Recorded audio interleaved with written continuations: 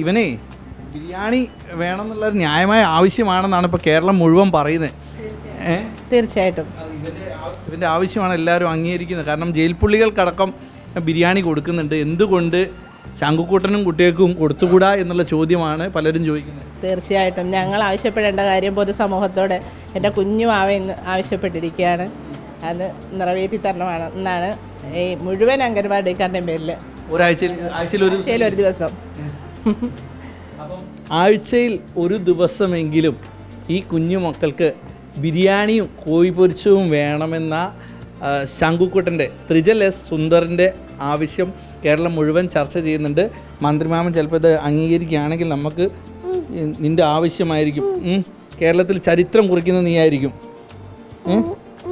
അല്ലേ? അപ്പോൾ ബിരിയാണി വേണമെന്ന് ഒന്നും കൂടെ പറഞ്ഞു തന്നാൽ എല്ലാവരോടും പറഞ്ഞേര്. മന്ത്രിമാമനോട് പറഞ്ഞേക്ക്